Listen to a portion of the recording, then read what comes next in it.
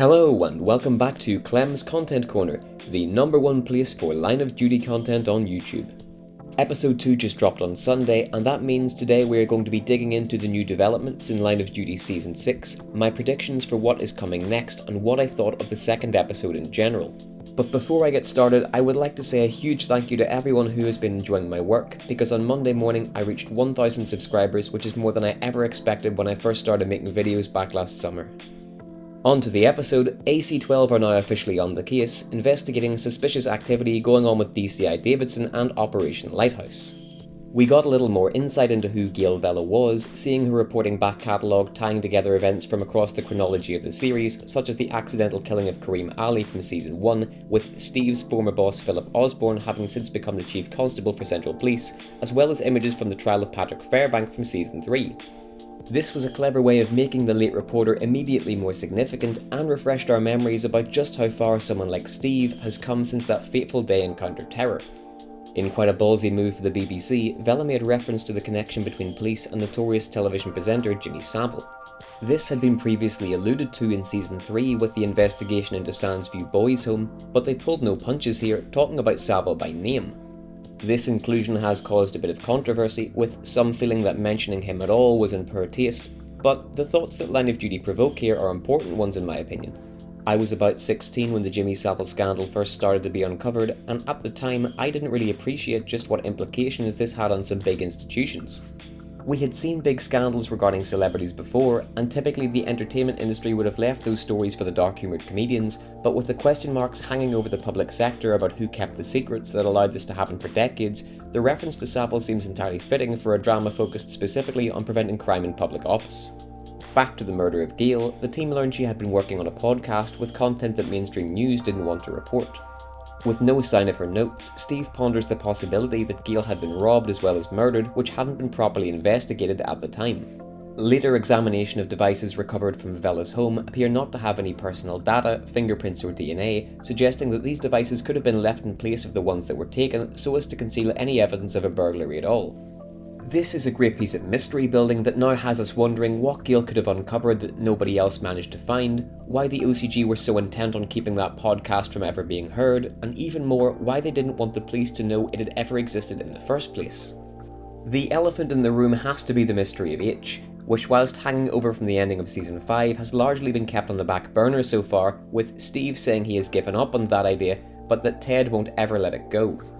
For Ted, of course, it's an altogether more personal issue, as H wanted Ted framed for his own crimes, reopened some of the deepest wounds from the superintendent's past, and left him with the guilt of John Corbett's death on him forever. Speaking of John Corbett, at a press conference with the police commissioner Rohan Sindwani, he declared that Operation Pear Tree, in which Corbett met his undercover end, had concluded that there was no problem with institutionalised corruption in Central Police Force. Whether this is merely keeping up appearances, the wool being pulled over the commissioner's eyes, or a case of corruption going right to the very top remains to be seen. Nevertheless, Ted appears to be keeping true to his personal mission of keeping the Corbett family financially stable, raising the suspicions of Steve, who sees Hastings leaving the police station with John Corbett's widow Stephanie. We hear Stephanie mention trouble with the HMRC, suggesting that she may be having difficulty declaring the money Ted gave her when the police failed to recognise John's death as coming in the line of duty in Season 5. When Steve visits the Corbett household later, falsely claiming that a case has led him to Liverpool, he inquires about Stephanie being able to keep the house without John around, as well as the cost of Stephanie's television and sports channel subscriptions. But before Steve can pry any further, sensing that something isn't quite right, his back injury gives him some trouble and he is again dependent on painkillers to ease him through it. I'm curious to see where they go with this plot thread. It's got to be of some significance later, and I suspect it could culminate with an overdose at a crucial moment, though I don't see them killing off the character of Steve this way. Ted also makes Steve attempt DI, perhaps sensing that Steve's commitment to AC-12 is starting to wane, and there's a look of conflict on Steve's face as he reads Nicola Rogerson's email inviting him to chat with her boss about the possible transfer mentioned in episode 1. Steve gives a tip-off to Kate that they are going to be investigating Davidson, hoping that Kate will agree to turn informant, thus keeping their inquiries covert. But not only does Kate refuse, she instead tips off DCI Davidson, who gets the necessary permissions to delay AC-12's investigation, allowing Davidson and any others involved to potentially spoliate incriminating material.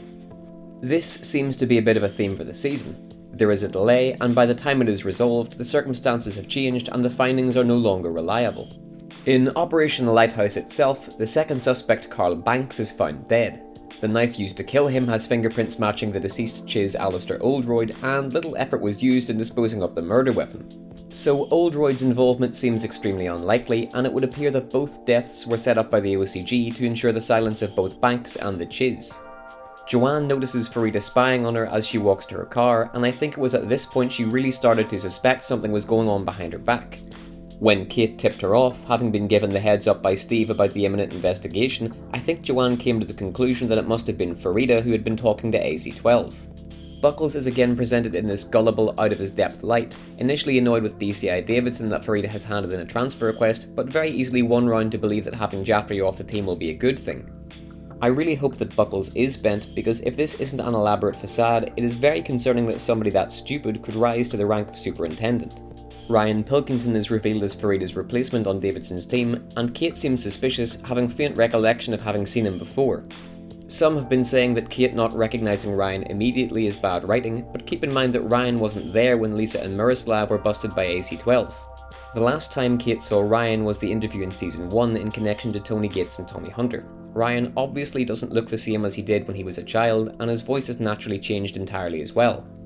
Add on that Kate only met him once 8 years ago and encounters new people every day in her line of work, and I don't find it hard to believe at all that she might not remember Ryan right away. But it's definitely caught her attention as we see Kate is looking up Ryan on her computer later in the episode. In general, I think Kate is starting to have some suspicions of her own despite giving Joanne a tip-off about AC-12's incoming investigation. Kate had a look over her shoulder as DCI Davidson walked away early in the episode, which to me just felt like she was starting to feel some doubts setting in. I do think that Kate's transfer was genuine, and I don't really buy that this is a super deep undercover mission from the outset, but I do think it could be a case of old habits dying hard, and Kate's loyalties deep down still resting with AC-12, however much she thinks moving on might benefit her career. After all, in episode 1 she did still refer to Ted as the gaffer. There were also further sparks between Davidson and Kate, and I think Kate is going to go along with all this as her own suspicions unfold. But I wouldn't be surprised if Kate maybe finds herself developing feelings for Joanne in the midst of all that, much like how Dot developed feelings for Kate in Season 3, despite their closeness starting out as a means of Dot isolating Steve within the team. Whilst on the subject of Operation Lighthouse, it is still unknown who the second voice on the short clip from Gail's podcast is. But it sounds to me like it could be Jimmy Lakewell, the lawyer who was controlled by the OCG in Season 4 and arrested by her own client, Roz Huntley, in the season finale. The line, "There's some people you can't challenge," certainly felt reminiscent of Lakewell's refusal of witness protection when he said there are some people there's no immunity from. Finally, episode 2 gave us the season's first interview scene with Davidson interrogated by AC-12. The interview scenes have always been one of Line of Duty's strongest points, and this was no exception. Davidson was certainly enigmatic as had been billed, protecting her superintendent Ian Buckles by keeping his name out of the mix-up with surveillance at Beechwood House. It has been brought to my attention that Joanne in fact requested the wrong type of surveillance in the opening sequence, and the blame for that should rest with her. But even then, you'd think Buckles would read what he was signing off and make sure it was appropriate before he put his name to it. That's why approval is needed in the first place after all, so I think there is more to it, even if Joanne made the initial error. Joanne was also agreeable, concurring with Ted's theory of an information leak from within her team. She recommended searching their homes, which took suspicion off her and diverted it onto Farida Jatri, who was swiftly charged after burner phones were found at her address. Davidson of course had the keys, having been in a relationship with Farida until very recently, and in episode 1 there was a prominent shot of Davidson looking at her keychain as she left. Could her entire relationship with Farida have been to set her up further down the line? Farida said that Joanne lied routinely in their relationship, but then Farida has been made to appear so unstable and paranoid that it's difficult to tell how much of what she is saying is true, and again, that's a good piece of mystery building. So, as we close the video, is Joanne Davidson bent? I said in my last episode review that I thought she wasn't really bent, but being led along the same way Roz Huntley was in Season 4.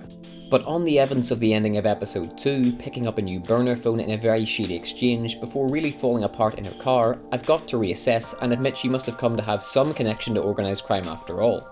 From her frustration when looking at the framed photo in episode 1, Joanne could be being manipulated by the OCG through a threat to whoever that second person in the photo is, and I think most of us are assuming it is her mother. I have already predicted Kate will be controlled through a threat to her family, and if this turns out to be the case, she may sympathise with Joanne if she is put in the same situation. Has Kate really turned her back on AC-12? No.